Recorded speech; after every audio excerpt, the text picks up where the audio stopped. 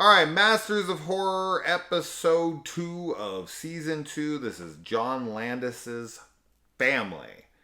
And this stars George Wendt, who I always know. Now, most people are like, Cheers.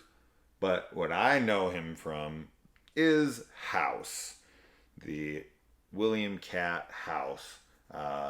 Obviously followed by the amazing House 2, A Second Story, which I've always had a love affair with my whole life. But the first one has him in it, and he's absolutely my favorite character in it. Just the exchange when him and Roger Cobb first meet in that movie, and he's talking to him about the woman who used to live there. Biggest bitch under the sun. She was my aunt. Heart of gold, though.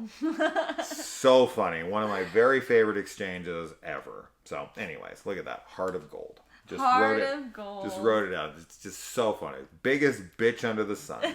Now, as usual, the effects are done by Greg Nicotero. And we get a kind of very relevant opening here with a guy who is melting bodies with hydrochloric acid. Yeah. Very Dahmer. Very Dahmer. Very Jeffrey Dahmer. So for any of you who are watching the Dahmer series on Netflix or already have, this definitely has some connection to that. What did you think of the episode? Oh, it was great. I thought it was a really cool episode. I wasn't quite... I don't know. I guess the twist that happens, because it's really early on that you kind of find out what's going on.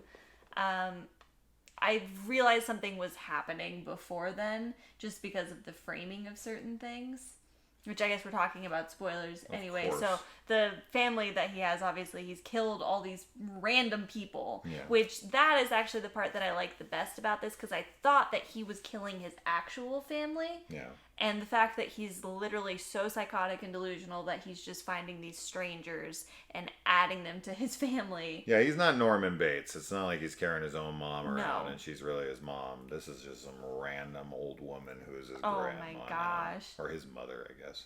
So cool. It's so messed up. And I love the jumps that we get between, like, what his psychosis is, like how he sees the people, and then him, like, literally just combing, like, dead bodies, like wigs on dead bodies, on bones, just skeletons. Yeah.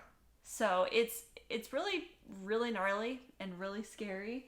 And then the big twist at the end, that the couple that, moves next door to him, and the wife who he becomes fixated and obsessed with, it turns out that is the family of his daughter. Yeah, His daughter, the girl that he kills, and they find him to get revenge. And I loved that. Yeah. Yeah, I don't know. I just think it was a really cool one. There's a lot of really messed up scenes. Also, there is the other aspect of it where he hears them, like the living people, communicating with him in a way that they're not. Yeah. Right? Like the wife that he's talking to is like constantly talking to him about, having sex with him and how much she like doesn't actually want her husband and how she'd, blow him right then and there. It's scary. It's like, and he's actually like very much hearing that because he like, but it's like he's aware that that's maybe not what they're saying or something, because he always has to be like, I'm sorry, I'm kind of deaf in this ear. Can you repeat that? Yeah. Like, it's either that or he's just like, I want to hear it again, or like, I can't be hearing this right, or whatever. But like, even the little girl that he's going after as like a sister for his daughter. He's creeping on high school girls, and this girl's out there, and she like looks over at him. And she's just like, take me. No one will miss me. Because he's like filling in this like narrative that this girl is lonely and sad, and that like she'd be so much happier with him. And it's like, you don't know anything about that girl. The girl could just have gotten her heart broken by some dude at this school who's just like, she's just kind of sad for a second. It doesn't mean anything. And even if you are depressed or sad or whatever, it doesn't mean you should be kidnapped, murdered, and kept as someone's No! family trophy. Oh my Right? god. So like it's just interesting that he like looks around and he's like looking for, you know, someone whose life he can improve upon so that he can justify his actions. But just him projecting and like seeing those people say things to him that they're not really saying, like just thinking of somebody doing that to you, like some insane person out there that's obsessed with you or something and is like imagining that you're giving them all these like signals that like you want to be taken, you want to be murdered, or you want to be whatever, right? It's so scary. So the thing that, I mean, the movies that this has the most in common with would be the remake of Maniac with Elijah Wood, where he scalps women and keeps them on mannequins, and when he goes home, he sometimes sees them as their living selves, even though they're mannequins, very much like the skeletons, and how he sees this family that he's living with. Also, in addition to that, I would also throw in Don't Go in the House, where he's got burned bodies like around the house, and he talks to them like they're his family, and of course like Psycho, as I had already mentioned, where he sees Norma as still living. So a lot of those things going on here, but man, there's a really impressive shot in this episode where there's someone who's like sitting in a vat and he pours acid on their face, and their face just completely melts away to like bone, and there's no cut at all. This was an insanely effective piece of special effects. So Nicotero and company, phenomenal stuff there. Like, whoa, did they just like kill a homeless person and melt their face? Because it looks so real. Yes. Yeah. And I like that, like, they, you know, the family drunkenly runs in to the mailbox to like coax him out, that they know that, you know, they have to get in there, that they have to make themselves vulnerable, that they have this thing set up from the beginning.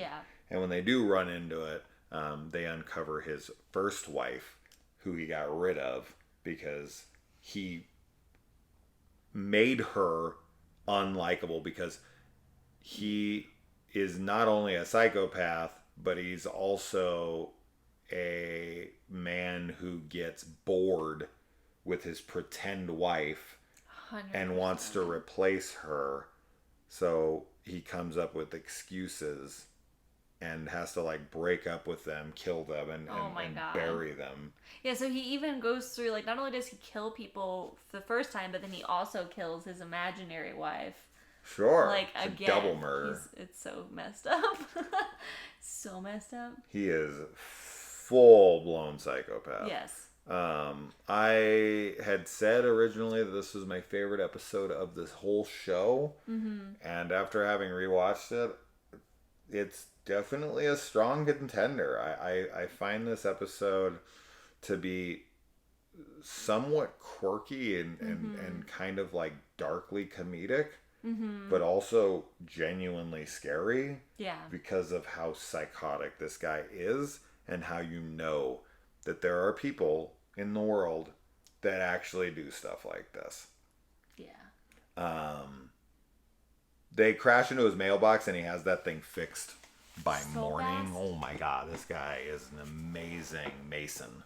Yes. Like, holy shit, he the does it speed so quickly in which he puts that thing back together by morning is pretty funny. And when he goes on the hunt for grandma, that's so wild. Oh my god. And let's see.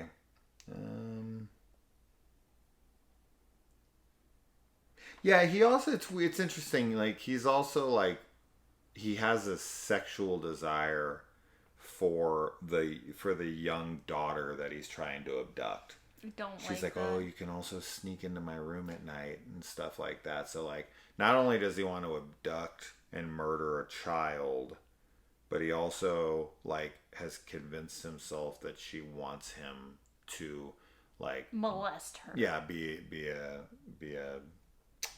rapey father Oh my god. figure It's as so well. messed up. Yeah, he is so God. gone. He is Yes. so gone. And let's see. I really like the scene. They must have known he was going to be watching.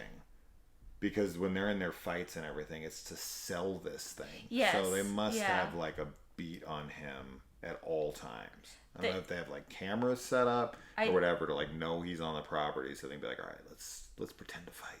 Yeah, I don't know, because even like when they're driving, like the way that they're acting, like they don't need to act drunk because he's not there for part of it, right? Like, so it kind of is excessive. But I really like the scene when he tries to, like, he introduces her to the rest of the family, and he just has all these skeletons next to him. It was a really cool scene. Yeah. Mm-hmm.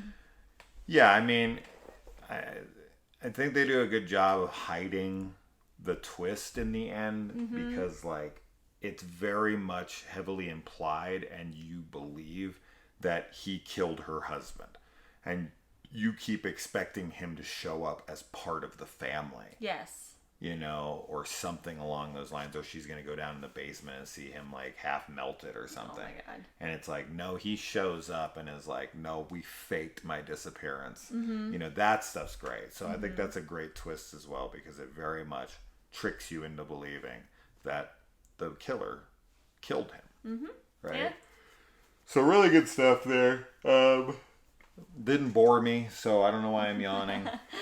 No, not at all. It's not a boring episode. But in the end, he definitely gets his comeuppance, and the main dad, whose daughter he killed, is a doctor and is fairly certain he can keep him alive for 10 to 14 days as they torture him as much as anybody could be tortured. But, you know... Yeah. It's interesting. With a character like this, I don't even know what I think about him. Like, would I want him dead? Sure. Yeah. Like, there's no fixing this guy. No, how do you rehabilitate that? Is he fully responsible for his actions? God. No, there's the age-old question. Like, he's so psychotic, he genuinely believes what he's doing. Yeah. So it's like, I don't even know. But he does murder his wife. Yes. Because in this he kills her again, but he outright murders his wife in order to make room for his new wife. Right? I mean, I think even if he's Is he aware that he's killing these people and then making them that way? I think that he's so delusional that his brain has like protected him from the idea that they're not real in any way. You know? So, but I think that even if he isn't fully aware that he's committing murder, like, he's so dangerous. Oh God, yeah. That like there's no question in my mind. Yeah, none in my mind But it is either. interesting, as you said, because he does kill his imaginary wives. So. Sure, he kills the other wife too. Yeah, sure. The one that's in the mailbox. Yeah. I don't know. Yeah. But it's a really cool episode. It is. And it's definitely a contender for me as well. I'll be very interested to kind of pick which of these episodes are my favorite when we're finished. She's going to pick Imprint. I mean, that's definitely going to be up there, but we'll see if it's number one. We'll see. Yeah. We'll see. All right. Well, great episode. Yes. John Landis does a fantastic job. He does horror comedy. Very well, obviously. American Werewolf in London and such. Yeah, great stuff. Yeah, really good. And subscribe and all that stuff. And check out our TikTok because we're doing these 31 days of horror movies. Sure are. And you should see those. And then also comment and let us know what you thought about this episode. Yeah. And blast me for yawning so much. Oh my goodness. Are you as bored as I am? All right, guys.